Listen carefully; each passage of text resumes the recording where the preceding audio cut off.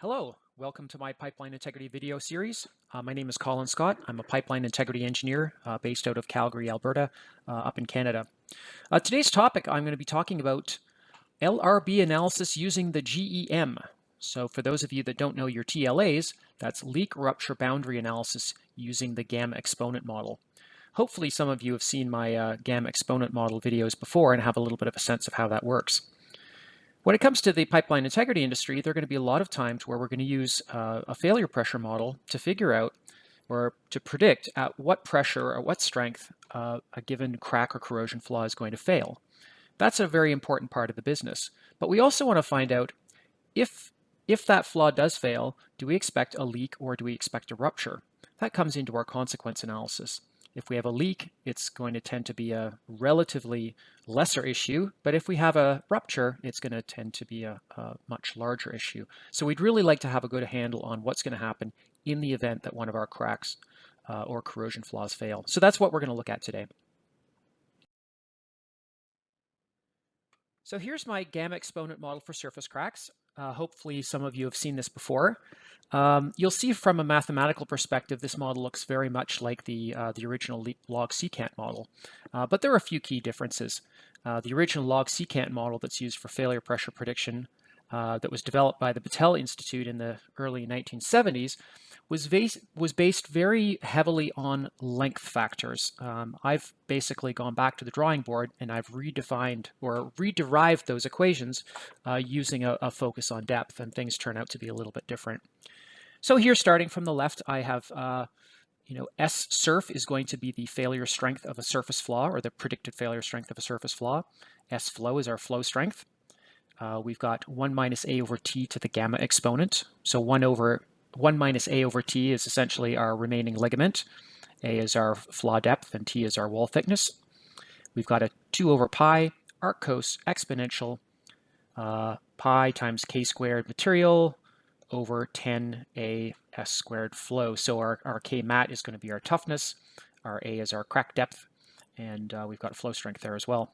The gamma exponent for a crack-like flaw is defined as the minimum of the crack length and the radius of the pipe, but only up to a maximum of 1. I've discussed the reasons for that in a couple of the other videos, and if you're interested, you might need to chase some of those down. Now, this particular model does have a lot of fine print. I'm not going to bore you with it all right now. If this is the first time that you're seeing the gamma exponent model, you might want to stop and stop the video and take a look. But I'm really just going to bounce through things for the folks that are familiar with this already. So here's page 1 of fine print. Stop if you need to. Here's page 2 of the fine print. Please stop if you need to. And here we'll look at the gamma exponent model for through-wall cracks. Now, I have to say that I haven't actually invented a whole new gamma exponent model for through-wall cracks. I've just taken the original log secant model that was derived for through-wall cracks, but I've got a little bit of a modification in it. If you look closely, everything looks exactly the same as the typical through-wall crack model, except you'll see over in that arc cos exponential term, you'll see on the bottom of that fraction, I've got 1 minus 2 nu all squared. And what I'm doing with that is I'm actually making it my personal policy with the gamma exponent model to use a plain strain toughness value. I use the Wall J value for my toughness, and there are a couple of reasons for that you can find in the other videos.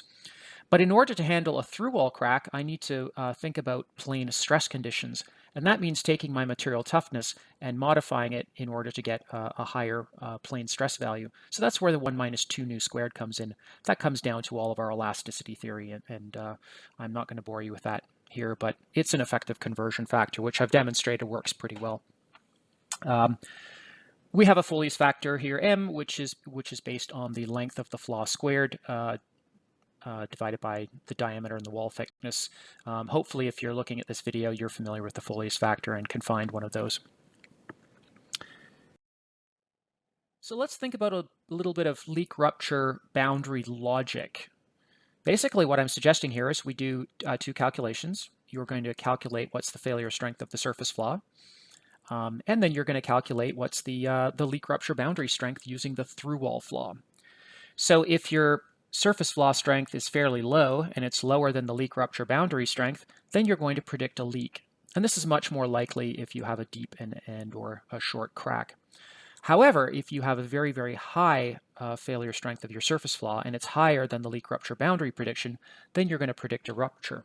And that's going to be more common for shallow cracks and long cracks. So let's see how that plays out if we find some data. What I'm going to do today is I'm going to look at two sets of data. One is for cracks and one is for corrosion. One is from an ASTM paper from 1973, failure stress levels of flaws in pressurized cylinders. And in that case, we have 48 data sets for surface cracks. Now, unfortunately, those data sets are not 100% complete. Some of them are missing some Sharpie data. So what I've done is I've assumed a Sharpie value of 34 joules, which is the equivalent of 25 foot-pounds if you're south of the border. And that seems to work out fairly well. The 25 foot-pound value was actually recommended by Kiefner in a paper written in 2004 for PHMSA. So I think I'm on pretty good ground to use that value. I also have some work from the Pipeline Research Committee of the American Gas Association, the 5th Symposium on Line Pipe, back in 1974. And in that case, I'm going to look at 45 data sets that are all surface corrosion. Now, the good thing about these data sets is in both cases, the researchers have listed in their data whether their failure was a leak or a rupture. And so that's really a key thing that I'm going to be looking at today. So for each one of those data sets, we'll look at the cracks first. I've done the surface flaw strength calculation, and I've compared it to the leak rupture boundary strength calculation, and then I've plotted everything to see how things play out. So here's how things play out. On the y-axis, I've plotted the strength of the leak rupture boundary of the through crack, and I've normalized everything by the yield strength just so that we're kind of all on the same page with some of these values.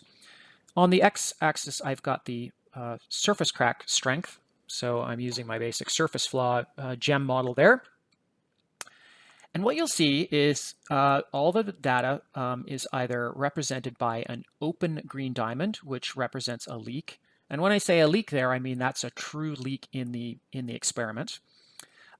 Or we have some data points here that are a solid green diamond, and those represent the actual true ruptures.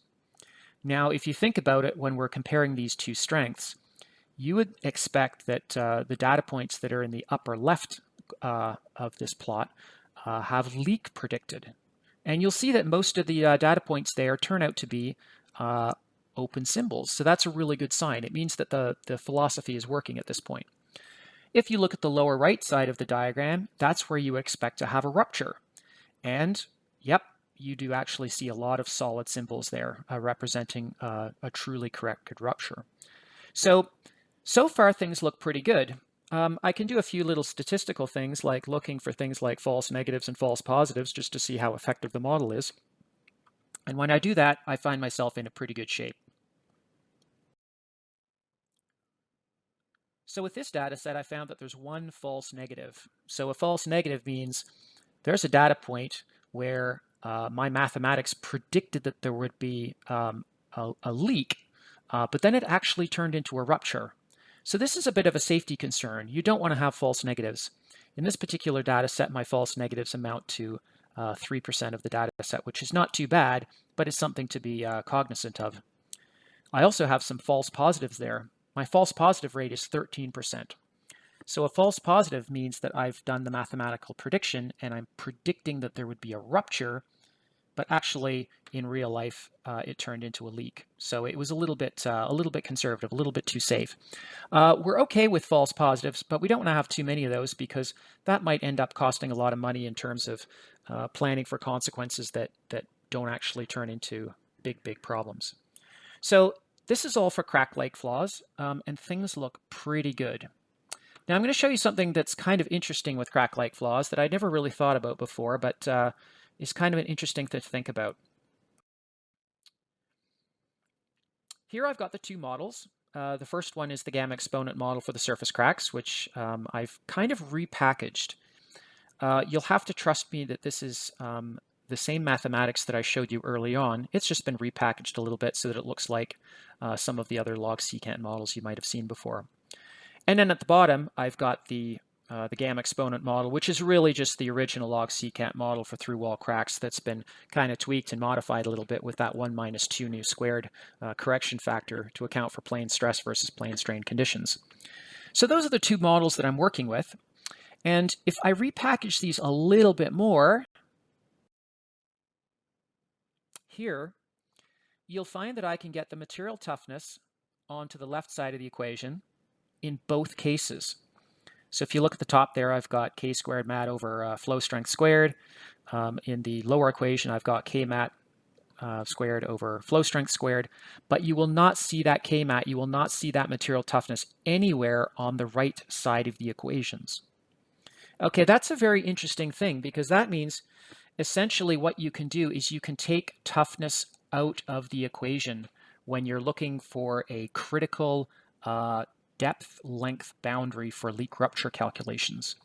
There are a lot of times where people will do their calculations and they're thinking about what their toughness might be, and if they go to a higher toughness or a lower toughness, they might end up thinking that they're going to get a different value on the critical length and depth ratio for a crack. Turns out that's not actually the case. If you think about it, we can take these two equations, and because we've got k squared mat over s flow squared on both sides, we can essentially equate the right side of both of these equations. And if we were really, really smart at math, we would be able to solve that for a critical depth-length ratio for our leak rupture boundary. What that would come down to is to say to ourselves, let's assume that that surface flaw strength is exactly the same as the leak rupture boundary strength, and that's where our critical value is going to be. And because we've set things up in such a way that we can get the toughness out of there, it means that it really doesn't matter at all what toughness we assume. I need to be clear though, this is only for the crack-like flaws. If you're dealing with a metal loss situation, with your metal loss surface flaw prediction, you're not going to be using a toughness, so it doesn't quite play out the same way. What we can essentially say is that if you're looking for a critical depth length boundary for leak rupture analysis, and specifically you're doing crack assessments, that critical value is going to be independent of toughness. And when you think about it, that actually kind of sort of makes sense. If you were to have a very, very brittle material, that would mean your surface crack failure strength was very low, but at the same time, your leak rupture boundary would be very low. And so those two effects would cancel each other out. If you had a very, very tough material, that would mean a very, very high failure strength for your surface flaw, but then it would also correspond into a very, very high stress for your leak rupture boundary, and those two would cancel out. But that's only for cracks. It doesn't actually count for our metal loss or our corrosion assessments, because toughness doesn't come into play in those corrosion assessments. So I think I've got an example coming up next where I came up with an arbitrary pipe. In this particular case, the diameter is 610 millimeters, the wall thickness is 10 millimeters, and the grade is 360 megapascals. And you essentially have to do this independently for each one of your pipes, simply because it's not easy to solve the equation in terms of flaw depth ratio and flaw length ratio. So here you'll see on the y-axis, I've got a flaw depth ratio, A over T, and that goes from 0 to 1. So from very, very shallow to through wall. And then on the x-axis, I've got the flaw length ratio, which I define as the flaw length divided by the radius of the pipe. And I've plotted here up to 2 times. Now, if you happen to have a flaw with a depth and length ratio that's in the top left portion of your plot, you're going to be predicting a leak. So that means that you've got a short but deep flaw. However, if you have a shallow and long flaw, you're going to be in the lower right portion of this plot, and that's going to predict a rupture. Now, hypothetically speaking, if you were a pipeline operator and you were concerned with a given pipe that you've got in the ground, hypothetically, if it was diameter 610, wall thickness of 10, and grade of 360, you could develop your own plot just like this. And then when you did an inspection using either inline inspection or in the ditch NDE, for all of the flaws that you found, you could actually plot the length and depth onto this diagram And you'd be able to have a pretty good prediction as to whether you are going to expect a rupture or whether you're going to expect a leak. And that might play into your risk management calculations. A lot of the bigger operators will differentiate between whether they're expecting a leak or a rupture in terms of their consequence analysis, because the costs of those two types of incidents are very, very different. Now, I've shown here in pink that I've got a metal loss prediction here. I found out from doing my validation that the metal loss prediction is not nearly as good as the crack-like prediction. One thing you'll see that's interesting is that the metal loss prediction is more likely to have a rupture, right? You've got that pink line is further to the left, further, making that leak zone smaller. And that's because if you have a metal loss flaw, specifically if you don't have a sharp crack, that's going to mean that your failure pressure is going to be very, very high. So it's more likely that you're going to fail at a higher pressure than you would a crack, and therefore there's likely to be a lot of driving force to cause a rupture of a even shorter and shorter through wall flaw. Now, what I found though is when I look at my second set of Battelle data, it doesn't work out nearly as well. Here I've done the same thing that I did before with my leak rupture analysis. On the y-axis, I've got the strength for a leak rupture boundary of a through wall, and then on the x-axis, I've got the failure strength of a surface flaw, so in this case, a corrosion flaw.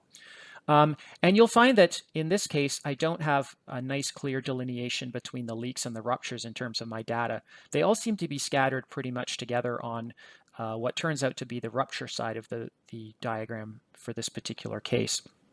Now, I'm still trying to figure out the reasons in my head why that would be, and the best reason I can come up with is that for these data sets, the crack-like flaws were artificially machined, so they're nice and clean and clear and straight, and everything turns out perfectly.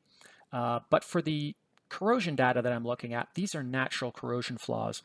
When a natural corrosion flaw lets go, you're not necessarily going to have a nice, clean, straight flaw that's going to extend into a rupture.